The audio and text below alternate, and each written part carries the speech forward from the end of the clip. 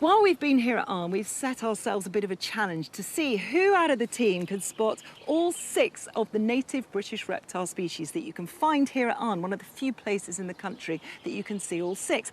I'm in the lead so far, Chris. I saw 5 out of 6.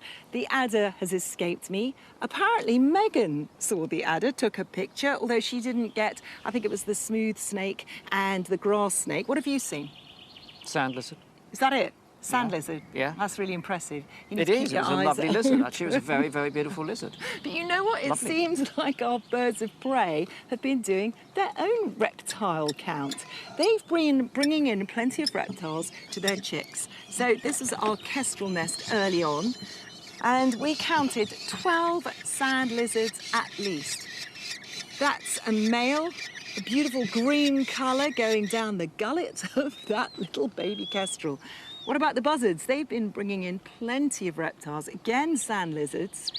We counted 3. Once again, that's a male there. 14 grass snakes have been flown in and fed to those chicks like a long bit of spaghetti. Look at that. Can you believe that's gone down whole? And slow worms.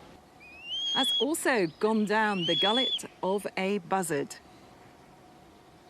Look at that. Go on, get it down. Go on. And there's another one. So plenty of reptiles feeding the chicks. Kestrels, again, going back to them, 5 common lizards.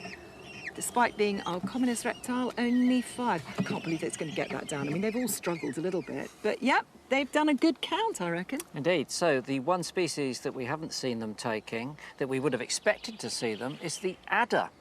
Not until today, when our buzzards got into the ophiphagy. Oh yes, look at this. They brought in an adder today. It was still alive in the nest, and the chick is standing above it. Now, I know what you're thinking. This is Britain's only venomous snake. Is this chick in peril? Is it even more in peril when it starts to swallow a living adder whole? Well, you've got to think there's a difference between venom and toxin.